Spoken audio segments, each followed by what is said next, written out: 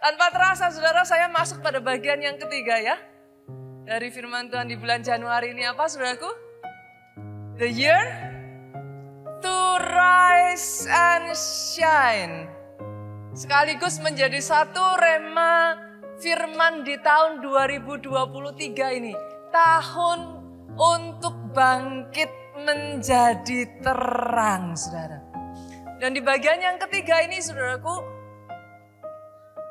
ada satu rema saudara yang saya berdoa saudaraku. Itu jadi atas hidup saudara, hidup saudara, hidup saudara, hidup saudara di tempat ini. Rema ini jadi atas hidupmu. Launch strong. Diluncurkan dengan kuat. Sebagian dari saudara melihat kepada saya dan saudara berpikir, Pastor, what do you mean? Saya ajak saudara kita buka ya, Roma pasalnya yang ke-8 ayatnya yang ke-19. Sudah ketemu katakan amin. Masih ingat kesepakatan kita saudaraku? Sekalipun di depan sudah ada ayatnya, boleh tetap buka Alkitab saudara. Dan please, masih ingat kesepakatan kita ya saudara? Jangan nyasar kemana? Jangan nyasar ke WhatsApp saudaraku. Jangan nyasar ke kamera selfie saudara. Oke ya, buka Alkitab saudara supaya kita terbiasa saudara. Open the Bible. Itu terbiasa, menjadikan itu satu kebiasaan membaca Alkitab saudaraku. Oke, kita sama-sama baca dengan suara yang keras sebab dengan sangat rindu seluruh makhluk menantikan saat anak-anak Allah dinyatakan. Ayat ini tuh maknanya dalam loh saudara. Dengan sangat rindu menantikan saat anak-anak Allah dinyatakan. Kata dinyatakan di sini saudaraku mengandung makna itu dimanifestasikan. Di-launch. Diluncurkan saudaraku. Muncullah satu pertanyaan. Kenapa sangat rindu saudaraku? Kenapa seluruh makhluk itu sampai sangat rindu saudara? Sederhana saudara. Kalau saudara mengerti di zaman itu saudaraku, pada saat kitab ini dicatat saudaraku, ditulis. Kekristenan itu sedang menghadapi masa yang gak gampang saudara. Mereka sedang ada di dalam masa penganiayaan saudara. Gak jarang orang Kristen itu mati menjadi martir. Saudara bisa kok baca. Setiap kali gereja kita membacakan sebuah ayat, saudaraku nggak ngawur saudara. Lihat kontennya aja, saudara lihat ayat sebelumnya, saudara lihat ayat setelahnya. Maka saudara akan mendapatkan bagaimana saat itu mereka sedang ada di dalam kesia-siaan. Dunia sedang ada di dalam kegelapan pada saat itu. Itu sebabnya kenapa sangat rindu mereka menantikan anak-anak Tuhan datang membawa terang. Saudara. Sederhananya mungkin I'll put it this way ya saudara. Kalau saudara terus menerus disajikan makanan yang hambar. Kira-kira loh, berhari-hari saudara nggak usah, saya tuh masih ingat, saya nggak tahu saudaraku, pernahkah saudara ikut retreat yang tipe retreat kayak saudara itu harus bayar harga gitu. Retreat yang makanannya kayak diciduk-ciduk, dapat daging sekotak aja susah gitu. Saya tuh pernah soalnya ngalami retreat yang begitu saudaraku. Kita tuh diajak retreat kayak di tengah hutan gitu saudaraku. Tidurnya aja di perkemahan yang hampir terbatas sekali. Mau mandi aja saudara, kita tuh harus saling jaga satu dengan yang lain. Karena kamar mandinya itu hanya seperti kayak kayu dipasang ditempel gitu saudaraku. Makan itu kayak aduh gak ada rasanya saudara. Saya tanya saudara, setelah berhari-hari saya ingat sekali waktu itu. Dapat kerupuk satu biji aja saudara. Itu kayak harta berharga saudara. Itu pernah ada satu kali ya saudaraku. Teman saya ya udah hati-hati bawa kerupuknya ya saudaraku. Bener-bener yang gak disayang-sayang saudara. Disenggol jatuh saudaraku. Saya tuh bisa ngeliat wajahnya, ngeliat kerupuknya itu. Dia tuh kayak Mau ngambil kan gak mungkin orang banyak ya saudara. Masa udah jatuh di tanah begitu diambil dimakan kan malu saudara. Akhirnya saudara tahu apa yang dia lakukan? Dia melihat dengan tatapan yang sinis saudaraku. Dia injak-injak kerupuknya saudaraku. Saking udah aduh gitu kan. Satu kerupuk itu begitu berharganya gitu saudaraku. Karena setidaknya membuat ada rasanya saudara. Kebayang gak di tengah seperti itu? Garam itu begitu dinantikan, saudara. Saudara mengerti yang saya maksudkan? Kalau saudara ada di dalam kegelapan yang cukup lama, saudara. Pemadaman PLN lah, tengah malam gitu Pak. Gelap kan? Maka saudara akan mengerti ayat ini. Dinanti-nantikan. Kapan nyala listriknya lagi? Kalau zaman sekarang bukan masalah gelapnya sih saudaraku, masalah wifi-nya saudara. Kapan listriknya nyala lagi saudara? Itu sebabnya saudara dipanggil sebagai garam dan terang dunia. Hari ini saya ingin menyampaikan kepada setiap anak-anak Tuhan di tempat ini, dengar saudara, engkau dinanti-nantikan. Saudara itu ditunggu-tunggu. Engkau diharap-harapkan kapan? Kapan bangkit jadi terangnya? Kenapa pastor? Kenapa orang menanti-nantikan sederhana? Belum bangkit. Loh kalau sudah bangkit lah ya gak ditantikan lagi toh saudara, orang sudah bangkit. Kenapa orang sampai menanti-nantikan ya belum bangkit? Pastor apa yang pastor maksud? Berapa banyak anak Tuhan seringkali saudaraku duduk di balik layar, do nothing saudara. Saya selalu mengatakan ini, it's okay kalau saudara datang di tempat ini dan saudara belum bisa apa-apa. But it's not okay duduk sebagai jemaat seumur hidup aminnya yang paling keras. Pastor, kok pastor galak sekali? Loh ya disenggol aja gak kerasa saudaraku, harus ditabrak. Loh kalau mau jujur loh ya Pak, jujur. Berapa banyak orang Kristen hari-hari ini ya saudara, kalau mau jujur. Banyak orang Kristen tuh selfish loh saudara, egois. Banyak orang Kristen hanya memikirkan dirinya sendiri. Yang penting saya diselamatkan pastor, that's it. Are you sure? Banyak orang Kristen oke untuk duduk dengar firman dapat sesuatu, but it's not okay to give. Oh maaf saudaraku, firman Tuhan hari ini keras. Banyak orang Kristen oke, saya paham saudaraku bahwa untuk saudara punya kerinduan untuk duduk dan mendengar itu bagus, itu satu hal. Karena kalau roh saudara belum dijamah Tuhan, kerinduan itu pun bahkan gak ada. Jadi in a way it's a good thing saudara. Tapi gak cukup sampai di situ. Saudara diselamatkan untuk menyelamatkan. Banyak orang Kristen diselamatkannya oke. Untuk menyelamatkannya nanti dulu. Yang mengerti katakan amin. Let's be honest saudara. Berapa banyak orang Kristen kalau diminta ya ayo pelayanan. Apa jawabannya? Sorry pastor sibuk. Kadang saya jawab saudara, kapan gak sibuknya? Orang yang sampai berani hidup di Jakarta pasti sibuk saudara.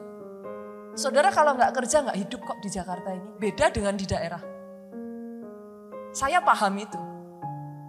Siapa orang yang tinggal di Jakarta yang gak sibuk? Semua orang sibuk, yang mengerti aminnya yang paling keras. It's a matter of priority. Yang mengerti katakan amin. Dengar ini ya saudaraku. Di awal tahun ini saya harus mengatakan kepada saudara. Saya berdoa ya saudara. Ini saatnya anak-anak Tuhan dinyatakan. Ini saatnya anak-anak Tuhan bangkit jadi terang saudaraku. You are long waited. Saudara itu sudah lama ditunggu-tunggu. Bukan hanya oleh manusia loh saudaraku. Semua makhluk menantikan saat anak-anak Tuhan dinyatakan saudara. Kenapa saudaraku? Karena ada beda saudaraku, segala sesuatu itu ada momentumnya saudara. Tuhan Yesus sendiri ya saudara, kalau saudara baca di dalam kisah, dalam Alkitab ya saudara. Dari Yesus lahir sampai Yesus tuh usia 30 tahunan ya. Itu kayak saudara not much gitu. Saudara nggak temukan terlalu banyak di dalam Alkitab. Itu as though kayak moment of silence gitu saudara. Saudara hanya temukan pada saat bagaimana Yesus lahir, lalu setelah itu usia 12 tahun saudaraku. Tapi that's it gitu. Yang saya ingin katakan di sini mungkin sebagian dari saudara bertanya-tanya, kenapa ya Pastor kok Alkitab itu nggak lengkap? Bukan nggak lengkap saudara. Saudara harus paham bahwa Alkitab saudara itu bukan buku sejarah. It's not.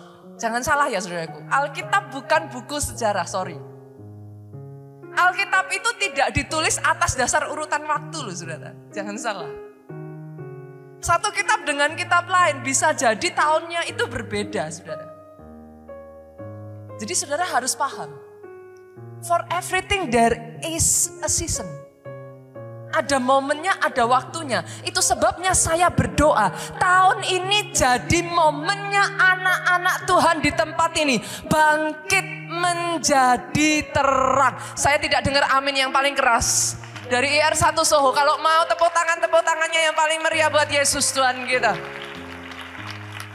Karena bahkan ya saudara kalau belum momennya. Saudara mungkin yang paling mudah itu proses ulat jadi kupu-kupu ya. Betul ya. Waktu dia masih ulat, berapa banyak di sini yang jijik sama ulat? Gak usah angkat tangan, saudara. Tapi jujur ketika masih ulat, siapa sih orang yang merhatikan Bu? Banyak malah yang menghindari kan?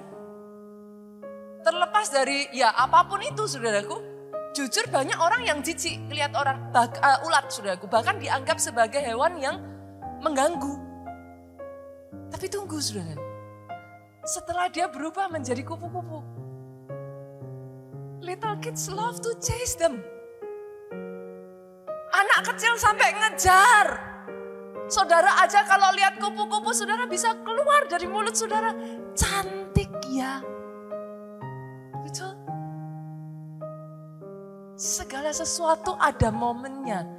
Tuhan kita yang sama, Yesus yang sama. Sebelum di usianya yang ke-30, as though nothing, saudara gak pernah diceritakan. Tapi tiba-tiba ketika usianya menginjak ke-30, something happens. Dia bergerak dalam demonstrasi kuasa yang begitu rupa.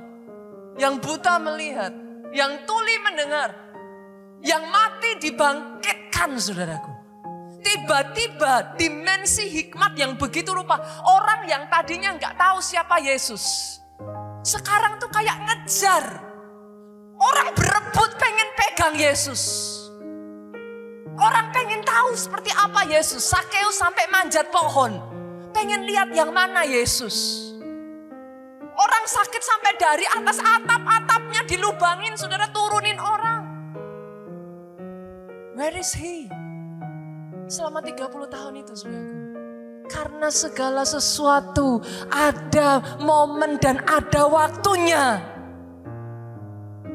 Saya berdoa ya saudaraku, sungguh-sungguh saya berdoa. Inilah saat anak Allah dinyatakan. Launch strong. Diluncurkan dengan kuat. Terangmu bercahaya di tengah gelap, saudaraku. Sebagian dari saudara mungkin bertanya-tanya kepada saya, Pastor, kayaknya nggak pas loh. Kalau di tengah kegelapan kayak gini, Pastor bicara soal di launching apa segala macam. Gimana bisa? Ini tuh rasanya saat yang kita itu kayak just survive. Momennya kita tuh nahan diri. Oh jangan salah loh saudara. Ulat sampai jadi kupu-kupu itu di launchingnya tuh justru di masa kepompong. Ulat itu harus ada di satu momen yang namanya dia jadi kepompong saudaraku. Momen jadi kepompong itu paling gak enak Pak. Kenapa? Serba terbatas, gelap. Gak bisa apa-apa, dikurung kayak gak bisa gerak dengan bebas. Tapi justru di momen itulah yang dipilih sama Tuhan. Ketika si ulat ini jadi kepompong itulah yang dipilih sama Tuhan untuk mematangkan, saudaraku, untuk mempersiapkan si ulat ini begitu rupa. Sehingga ketika momennya tiba, wow, dia diluncurkan dengan kuat. Tiba-tiba yang tadinya mengganggu, jijik, buruk rupa, saudaraku, muncul begitu indahnya, begitu cantik, diminati oleh banyak orang, dikejar oleh banyak orang. Doa saya itu jadi atas pribadi, lepas pribadi. Di tempat ini aminmu yang paling keras, saudaraku. Kalau mau tepuk tangannya lebih dahsyat lagi. Keluarga Allah, senggol kiri kanan, masih gak dosa kok Pak, tepuk tangan dan bilang haleluya. Yang mengerti katakan amin. Kita buka saudaraku, Yesaya 49 ayatnya yang ke-6, kita lihat. Salah satu ayat rema yang saya berdoa di sepanjang tahun 2023 ini kau pegang saudara. Terlalu sedikit bagimu. Terlalu sedikit bagimu. Padahal kalau kemarin beberapa waktu yang lalu saya bagikan firman ini ya saudaraku. Ayat 5-nya ngomong, engkau kupanggil menjadi hambaku. Tetapi Tuhan yang sama yang mengatakan, engkau kupanggil menjadi hambaku. Engkau kupanggil untuk membebaskan, menegakkan suku Yakub.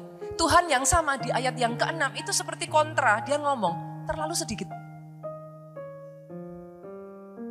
Terlalu sedikit. In case ada sebagian dari saudara yang berpikir tahun ini, ya pastor just survive aja lah, udah puji Tuhan gitu. Saya harus mengingatkan lagi ayat ini. Ini firman di minggu pertama bulan Januari kemarin saudaraku. Terlalu sedikit. Terlalu sedikit. Aminnya yang paling keras saudaraku. Terlalu sedikit. Dengar ini saudaraku. Tetapi aku akan membuat engkau menjadi terang bagi bangsa-bangsa. Supaya keselamatan yang daripadaku sampai ke ujung bumi. Aminnya yang paling keras. Pastor mikir untuk beritain Injil ke kiri kanan aja masih bingung. Masih takut. Tapi firman Tuhan tuh seringnya gitu loh saudara. Ahead lebih cepat dari yang kita pikirkan. Jujur ayat ini ya saudaraku, ketika saya terima rema ini untuk gereja kita ya, it takes time buat saya untuk tangkap itu semua. Karena saya tahu apa yang ada di dalam gereja kita ini, saya tahu dalamnya saudaraku. Saya tahu kesiapannya. Secara manusia, kalau boleh saya ngomong rasanya Tuhan kok terlalu jauh gitu. Rasanya belum siap. Beberapa waktu yang lalu saudaraku, Pak Jo dan saya itu adalah orang yang, apa ya kalau kami boleh ngomong ya saudara, kami itu gak tahu apakah saudara percaya gak percaya, kami itu orang yang gak terlalu suka pergi-pergi. Saudara. Pak Jo apalagi, cari Pak Jo itu gampang. Saudara. Pak Jo itu orang yang gak suka kemana-mana saudara. Pak Jo itu orang yang suka baca buku, jadi kalau zaman dulu ya masih toko buku apa segala macam ya, sekarang kan sudah Kindle apa ya. Tapi kalau zaman itu saudaraku mau cari Pak Jo gampang. Kalau nggak di rumah di toko buku saudaraku. Gampang saudara. Kami orang yang nggak terlalu suka traveling saudaraku.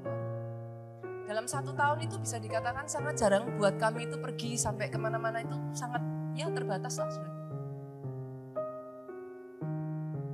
2022-2023 ini sama ya saudaraku, dalam waktu yang sangat berdekatan sekali kami tuh dibawa Tuhan pergi dari satu tempat ke tempat berikutnya, ke tempat berikutnya, ke tempat berikutnya. Yang terakhir kemarin kami dibawa Tuhan ke Jepang. Saudara. At the beginning ya saudaraku, pertama awal mulanya saya tuh berpikir, maksudnya apa ya Tuhan? Kalau cuman main-main aja ya happy sih, tapi kalau nggak ada meaning apapun itu capek juga gitu saudaraku.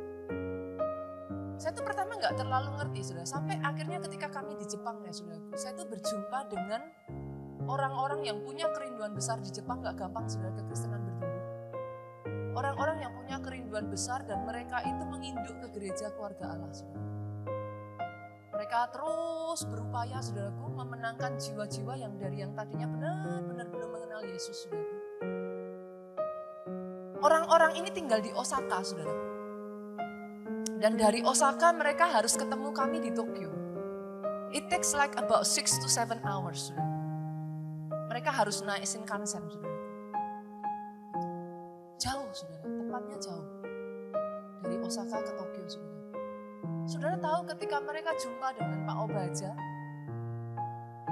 itu ya saudaraku, dari naik tangga, mereka jalan, kurang lebih meja kami di mimbar situ, saudaraku, agak ke sana, lurus gitu, kami sedang duduk makan bersama, saudaraku. Mereka itu berlinangan air mata menangis, saudaraku. Kerinduan dan kehausan yang begitu besar. Datang jauh-jauh 6 sampai 7 jam hanya minta didoakan. Awalnya saya tuh kayak nggak ngerti, Tuhan apa yang Tuhan mau gitu. Awalnya saya tuh berpikir, tapi disitulah Tuhan bicara kepada saya. Bagi kamu, mungkin Indonesia itu adalah negara. Saya ini orang yang punya kecintaan besar, nationality yang cukup besar. I love my country so much. Saya kuliah di Amerika pada saat itu, saudara. Teman-teman saya sudah bilang, Rita, udah kamu gak usah balik Indonesia. Kejar karir di sini, kamu kerja, pasti kamu sukses. Zaman itu, saudaraku, di Amerika itu kerja udah tahun berapa itu ya, saudaraku? Itu kayak 1 jam aja udah sekitar $7, saudara. Itu di Amerika ya, zaman itu ya, 7,15 sekian dolar, saya nggak tahu sekarang berapa. Itu kerja rendahan, saudara. Kerja yang benar-benar basic. Itu sudah segitu, saudara. Tapi saudara tahu apa yang saya jawab ke teman saya, saudara? Saya tuh ngomong sama teman saya, no. Kalau saya datang ke negara ini, saya datang hanya untuk belajar, and I will go back to my country, I will fight for my country. Saya dibodoh-bodohin teman saya, saudara. Kamu di Indonesia tuh gaji berapa? Kamu dapat berapa? Di sini loh, ada masa depan. Saya dengan tegas katakan ke mereka, no. I will fight for my country. Kalau saya kuliah di sini, saya akan pulang dan saya akan berjuang untuk bangsa saya. That much I love my country. Jadi ketika Tuhan bicara kepada saya, Tuhan tuh sangat ngerti gitu. Susah bagi saya, jadi bukan saya nggak cinta negara lain ya saudara. Tapi for me, kalau saya berdoa ya saya berdoa untuk Indonesia saudara. Tapi pada saat itulah Tuhan berbicara kepada saya. Nita, buat kamu mungkin Indonesia itu negaramu. Tapi kamu jangan pernah lupa, bangsa-bangsa lain itu adalah anak-anak laki-laki dan anak-anak perempuanku. I love them all alike. Itu hancur hati saya waktu dengar itu, saudara. Bahkan dari Jogja ke Jakarta itu buat saya nggak gampang loh, saudara. Saya tuh punya kecintaan yang cukup besar, saudara. Di zaman itu buat saudara yang ada di Jogja, saudara tahu. Kita itu sedang menyerukan stay in Jogja. I love Jogja so much. Waktu saya diminta Tuhan untuk berangkat ke Jakarta, saya tuh ngomong sama Tuhan gini, saudara. Bagaimana saya bisa pergi ke kota yang saya bahkan gak cinta kota itu. Pada saat itu kecintaan saya akan Jogja begitu besar, saudara. Butuh waktu sampai Tuhan bawa saya memperbesar hati saya ya saudaraku. Sampai saya akhirnya cinta kota ini. Pada momen saya kemarin pergi itu ya saudaraku. Disitulah Tuhan memperbesar hati saya. Yes, it's good that you love your country. Tapi harus jangan pernah lupa saudaraku dengar ini. Jangankan dari negara lain. Orang yang ada di kiri kanan saudara itu loh. Mereka anak-anaknya Tuhan. Tuhan cinta mereka sama seperti Tuhan cinta saudara. Tuhan cari mereka sama seperti Tuhan cari saudara. Kalau hari ini saudara ada di tempat ini bukan hanya saudara yang diselamatkan. Kalau engkau sudah diselamatkan, pergi. Jadikan semua bangsa muridku. Sejak dari awal hatinya Tuhan Tuhan untuk bangsa-bangsa. Saya tahu saudaraku, untuk firman ini masuk dalam hati saudara akan butuh, it will take time. Pasti akan butuh waktu. Kenapa? Karena cenderungan dari orang Kristen selama ini ya saudaraku. Kita tuh hanya concern terhadap diri kita sendiri. Apa yang jawab kebutuhan kita, apa yang I need. Tapi saya berdoa tahun ini, caramu melihat berubah saudara. Tahun ini kau mulai sadar, yes. Semua makhluk di luar sana Pak menantikan kebangkitan, menantikan kemunculan, menantikan manifestasi dari anak-anak Allah. Jadi itu atas hidupmu saudaraku. Pertanyaannya sekarang Pastor, apa yang harus saya lakukan supaya saya ini bisa nyalami? Apa rahasianya Pastor supaya saya ini bisa ngalami launch strong? Diluncurkan dengan kuat. Yang pertama ya saudaraku, pegang ini baik-baik. Yang pertama, dengar ini saudara. Bertahan di dalam proses. 2023 saya berdoa ya saudara, akan muncul jenis orang Kristen yang berbeda dari tahun-tahun sebelumnya. Cukup dari masa pandemi kemarin saya belajar saudaraku. Ketahanan orang Kristen di Indonesia ini seperti apa. 2023 kemarin, 2022 ke belakang kemarin seharusnya menjadi satu pembelajaran bagi kita, gereja Tuhan saudara.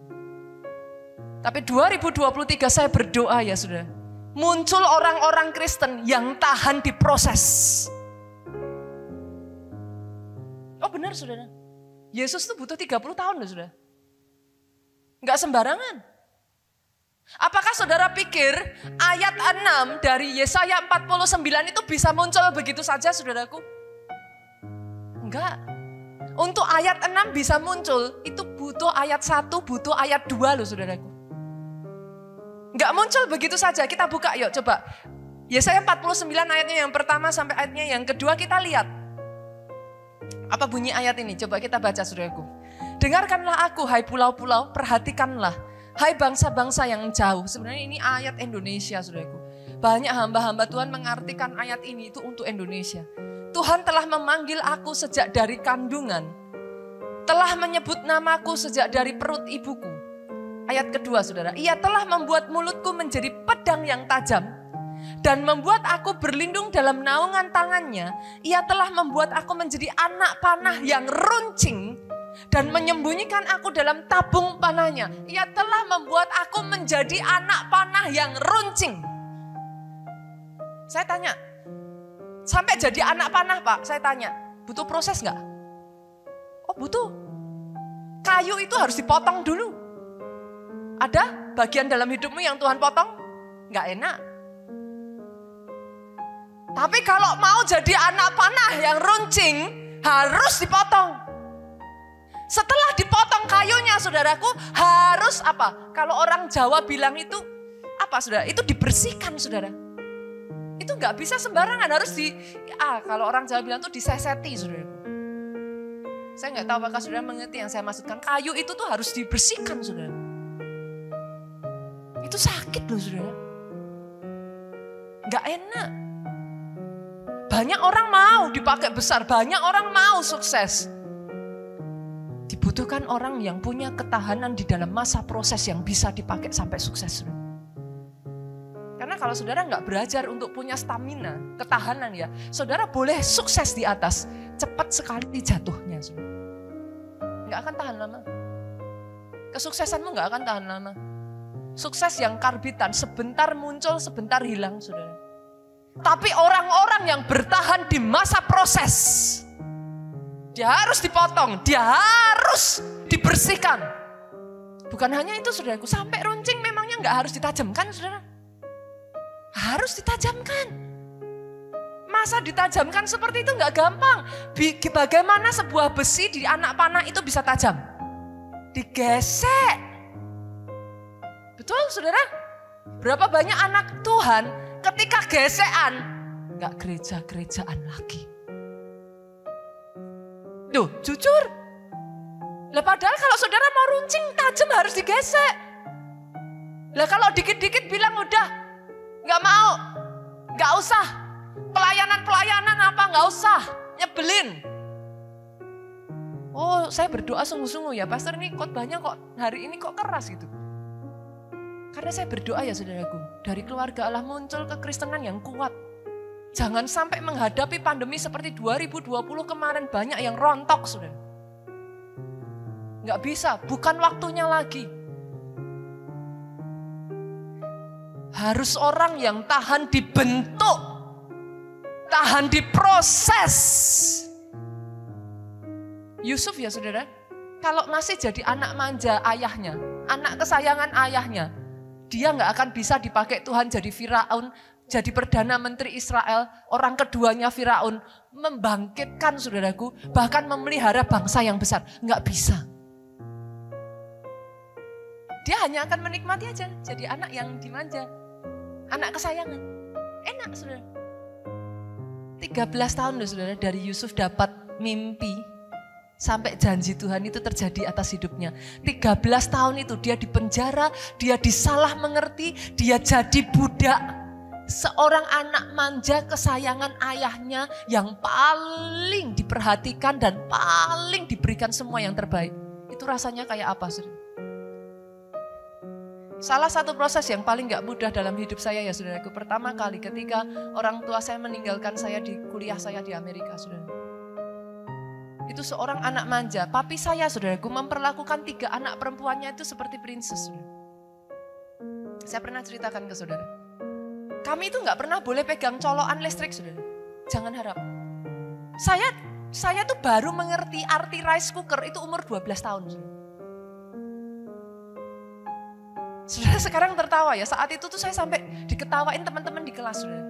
Disuruh bawa rice cooker, ya Nita bagian bawa rice cooker. Saya tanya, rice cooker itu apa Bu Guru? Saya diketawain saudaraku. Lah gimana, gak pernah boleh pegang saudara. Saya tuh pernah ingat sekali saudara, waktu di Jogja itu masak, kita pergi bersama-sama, gathering pelayan Tuhan, salah satunya ada Pak Yosi Bususan. Disuruh masak Indomie saudara. Lah namanya di rumah tuh gak pernah masak saudara, gak dibolehin papi saya. Saya kalau mau masak ya, papi saya udah langsung, enggak usah.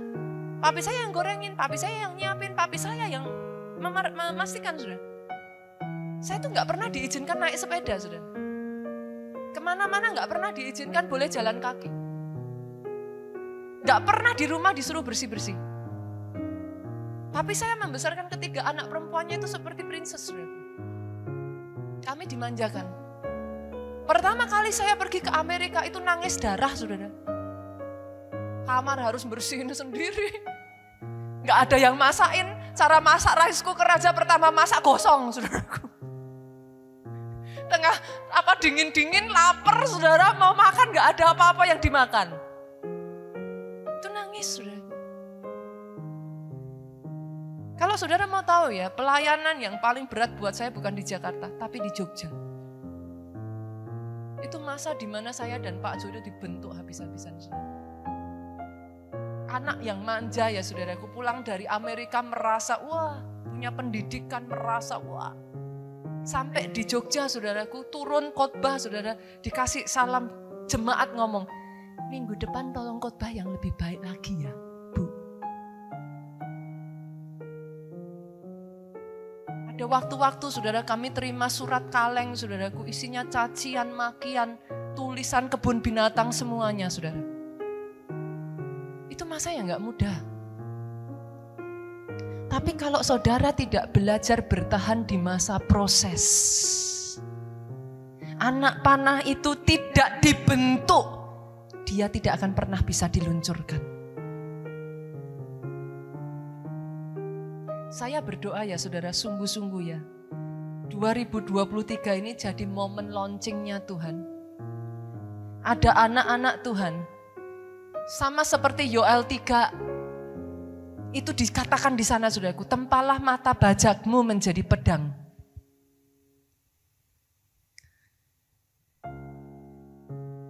Tadinya sama, materinya sama saudara. Tapi kegunaannya hanya sebagai bajak. Tapi dengar ini saudara, bajak yang sama kalau ditempa bisa loh jadi pedang. Yang mengerti katakan amin. Bahan yang sama ditempa dan gak ditempa beda. 2023 nih ya, jadikan waktu momen saudara, tempa dirimu saudara. Yang saya kenal, yang saya tahu ya saudara, orang-orang yang dipakai Tuhan secara luar biasa sukses, gak ada yang males saudara. Saudara mungkin bisa ngelihat kok kayaknya gak ngelakuin apa-apa ya, nonsen, lihat kehidupannya saudara. Gak ada orang males bisa dipakai Tuhan. Yang saya tahu hamba-hamba Tuhan yang sampai dipakai Tuhan besar saudara, itu bahkan gak punya waktu untuk dirinya pribadi. Saya tuh melihat kehidupan Pastor Adebu itu saya ngeri kadang saudara. Masih ketemu orang jam 4 pagi, jam 5 pagi itu tidurnya kapan saudara? Saudara mau dipakai Tuhan besar ya, gak ada waktu untuk males. Asah dirimu saudara. Engkau yang seorang pengusaha ya, asah dirimu. Tempa dirimu, bukan hanya secara spirit, tapi secara skill, secara jiwa, secara tubuh. Harus imbang saudara. Tapi sebaliknya juga jangan hanya tempat tubuh saja. Pengetahuan aja secara jiwa saja saudaraku, tempat roh. Nah ini pas momennya tepat saudara. Kayaknya keluarga Allah bukan keluarga Allah kalau nggak ngajak puasa kan saudara. Yang mengerti katakan amin. Kapan di gereja keluarga Allah saudara gak diajak puasa saudaraku? Saya itu bahkan berdoa ya tahun ini Tuhan berikan saya kekuatan ya saudaraku. Untuk sekali lagi tahun lalu puji Tuhan dengan anugerah Tuhan saudara. Lebih banyak berpuasanya daripada gak puasanya. Tahun ini saudaraku ayo again. Saya ajak ya mulai besok Senin ini ya saudaraku. Puasa awal tahun 21 hari. Ini pendeta kita Pak Obaja terlalu baik saudaraku. Saya pikir langsung 50 hari, ini 21 hari saja saudara. Coba senggol kiri kanan saudara, kecil. Loh keluarga Allah kalau suruh puasa 21 hari itu kecil saudaraku. Tahun kemarin langsung 50 hari, langsung 100 hari saudaraku. 21 hari ayo. Yang mengerti katakan amin. Jangan hanya berani saudara belajar secara skill jiwa aja. Ilmu pengetahuannya kuat, secara tubuh olahraganya kencang. Mana rohnya? Yang mengerti katakan amin. Kenapa saudara? Banyak orang akhirnya nggak bisa menang. Saya katakan ini berkali-kali saya ingatkan saudara. Saudara kok nggak bosan-bosan sih makan 3 kali sehari? Bahkan ada loh Pak, yang nggak cuma 3 kali, 5 kali sehari Pak. Dan itu tiap hari lagi Bu. Loh pertanyaan saya kok gak bosan? Disuruh doa sehari sekali aja. Saudara sudah tanya sama saya, sampai kapan Pastor? Saya harus seperti ini terus sampai kapan? Loh ya sederhana. Tergantung saudara maunya kuat sampai kapan. Coba kalau saudara gak makan setahun. Saya tanya saudara bisa ngangkat yang tadinya saudara bisa angkat? Gak bisa. Kenapa? Orang Kristen bingung. Saya kok gak kuat ya menghadapi masalah hidup ini, Pastor. Loh ya jangan bingung, saudara. Kapan terakhir saudara doa? Setahun lalu, Pastor. Ya sudah, saudaraku. Yang mengerti katakan amin. Sampai bahkan kita menutup mata nantinya ya Pak. Kita dipanggil Tuhan pulang. Kita masih makan kok 3 kali sehari. Yang mengerti katakan amin. Roh. Itu cerminan, tubuh itu cerminan rohmu saudara. Kalau tubuhmu butuh makan 3 kali sehari, that's the same with your spirit. Mujizat itu enggak instan saudara. Mujizat itu bukan jampi-jampi. Roh yang kuat, kemanapun kau pergi ya, kau akan melihat mujizat terjadi. Itu bukan sesuatu yang kayak saudara, berharap dapat nggak ya, untung-untungan nggak ada saudara. Hukumnya pasti kok dalam Alkitab. Itu untuk anak-anak. Saudara harus ngerti itu untuk anak. Jadi saya berdoa ya, tahun ini akan jadi tahun yang spesial buat pribadi lepas pribadi di tempat ini. Ada orang-orang yang punya ketahanan di masa proses. Kuat di masa proses. Yang kedua, bagaimana sampai saya bisa di launch strong, Pastor? Yang kedua, saudaraku, ingat ini baik-baik. Pastikan, saudara, setelah saudara bertahan di masa susah, sabar menanti waktunya Tuhan. Pastor, udah diproses kok masih disuruh sabar lagi. Loh, biasanya kan habis diproses langsung di launching. Lihat ya, ayat 2 tadi, saudara. Yesaya 49 ayat 1 sampai 2 tadi, ayat 2 nih. Saya bacakan bagian belakangnya.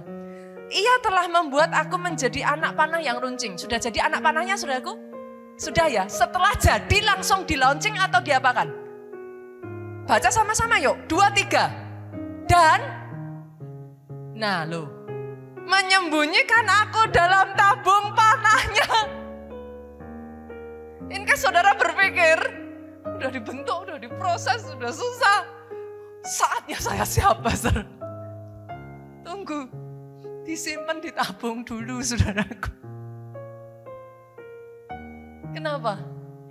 Tuhan gak mau menyia-nyiakan saudara. Dia menantikan waktu yang tepat untuk anak panah itu dilesatkan, saudara. Supaya mengenai target yang tepat. Bagi saudara yang sudah selama waktu ini bertahan ya di masa proses ya. Bersabar sedikit lagi. Jangan kecewa saudara di masa proses. Jangan mundur. Jangan apalagi meninggalkan Tuhan. Yang mengerti katakan amin. Saudara disimpan kenapa saudara? Ya kalau anak panah, saudara perhatikan ya, anak panah. Kalau nggak ada buruannya ya saudaraku, nggak ada rusanya, nggak ada ininya yang tepat ya. Saudara sembarangan aja dilepaskan kan saudara nggak ngenain apa-apa. Yang mengerti katakan amin. God is being so good. He doesn't want to waste you. Dia nggak mau menyia-nyiakan saudara. Satu kali ya saudara, Pastor Ea Adeboye sudah bertahun-tahun yang lalu ya saudara. Mungkin 20 tahun yang lalu saya nggak tahu persis waktunya saudaraku. Sudah lama, cukup lama saudaraku. Bertahun-tahun yang lalu, dia diwawancara oleh CNN. Saudara. CNN pergi ke Afrika dan melihat kegerakan yang begitu besar yang terjadi di sana. Dan mereka itu bertanya, how come? Dia katakan, pendeta-pendeta yang gak ada apa-apanya dibanding kamu itu sudah begitu rupa, naik dan terkenal namanya. Mereka itu gak ada sedikitnya dengan kamu. Tapi kenapa? Kamu gak kedengeran sama sekali. CNN itu tanya sama Pastor Adeboye, saudara. Pastor Adeboye itu hanya tersenyum. Dia jawab gini, karena Tuhan terlalu sayang sama aku, katanya. Kok bisa? Kalau Tuhan sayang kamu ya harusnya sudah dimunculkan. Pastor Adeboye ngomong gini, ketika api itu masih kecil, saudara pegang api, kalau saudara mau nyalain lilin birthday saudara, ketika api itu masih kecil apa yang saudara lakukan? Ditutup kan?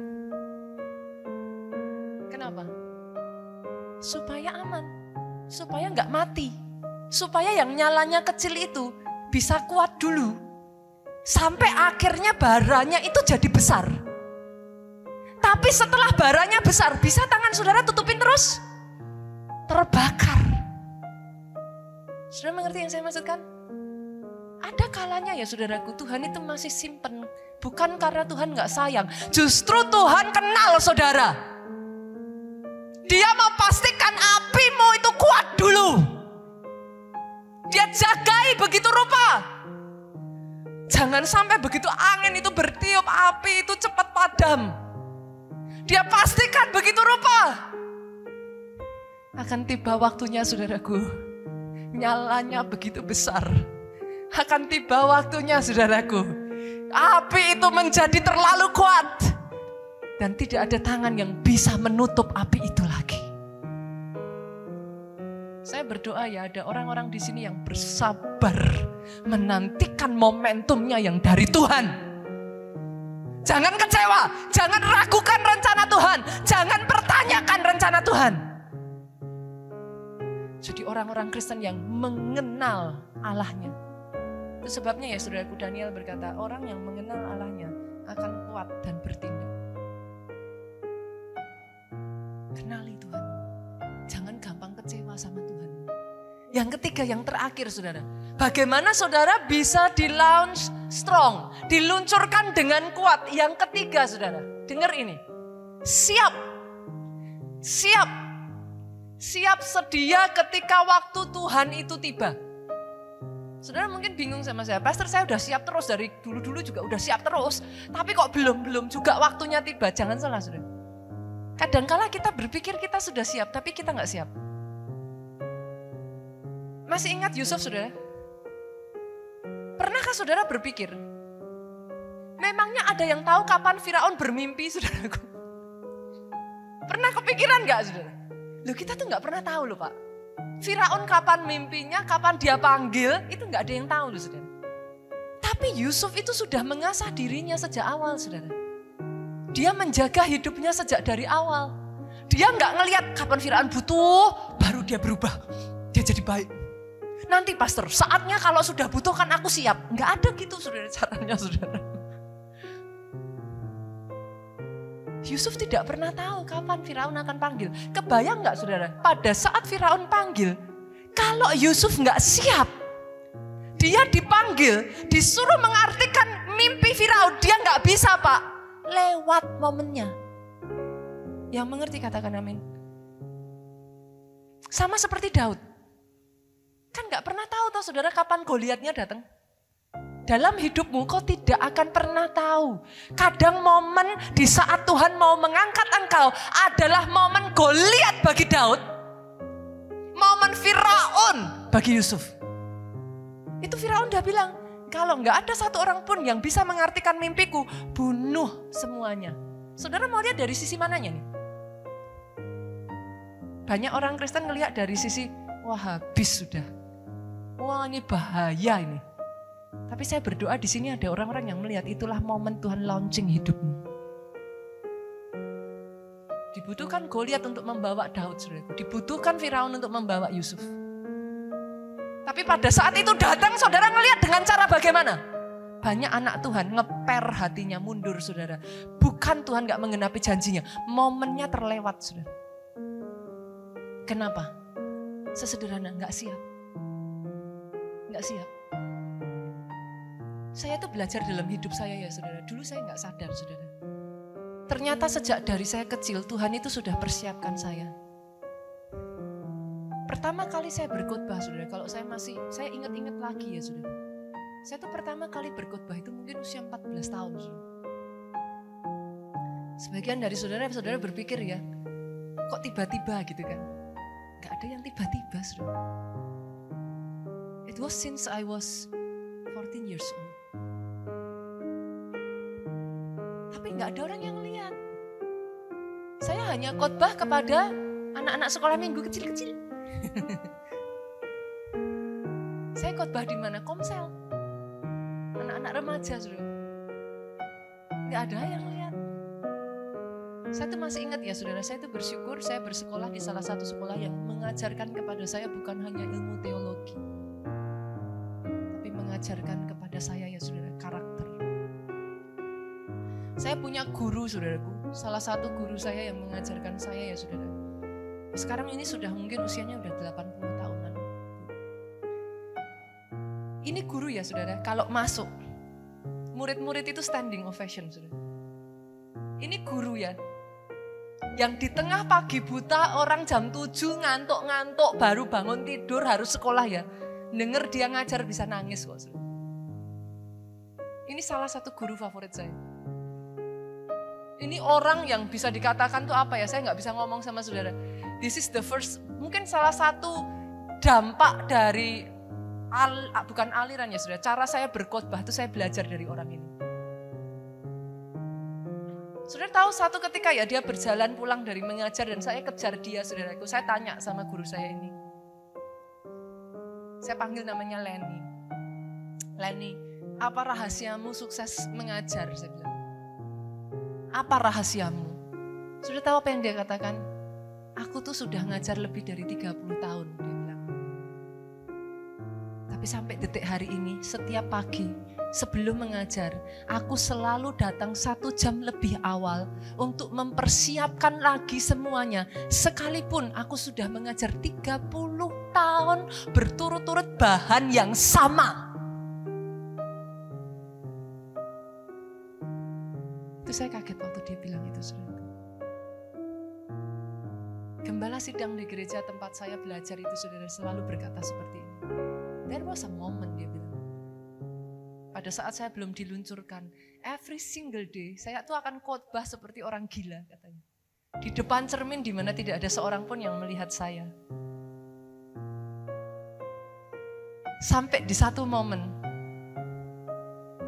gembala sidangnya dia sebelumnya, saudaraku, yang mengangkat dia menjadi gembala sidang, itu mengatakan, namanya Frank, saudara. Frank, now you preach.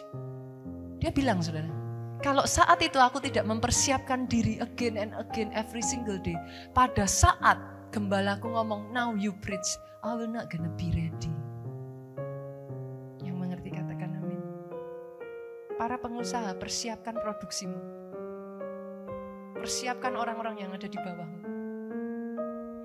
Engkau harus punya ketahanan pabrik ataupun perusahaanmu harus kuat. Para profesional muda, persiapkan skillmu. Asah dirimu. Para pelayan Tuhan di tempat ini, jangan hanya ke gereja saja, saudaraku. Jangan hanya setiap minggu saja saudara datang. Ikut SOM, ikut ISBC, ikut encounter, saudaraku. Ikut pelatihan training-training yang diadakan di gereja ini. Kenapa, saudara? Supaya kau dipersiapkan membawa jiwa-jiwa mengenal Yesus. Jangan ketika ada jiwa lagi nangis-nangis, datang sama saudara, saya harus gimana caranya saya terima Yesus gimana? Saudara bilang, nanti tak tanyain dulu sama KKS-ku ya. Udah terlambat, saudara, momennya. Yang mengerti katakan amin. Get ready and get ready now. Now. Doa saya sekali lagi.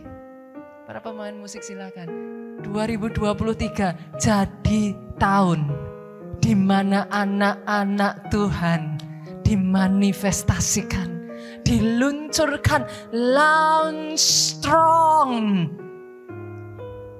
Bangkit berdiri jemaat Tuhan.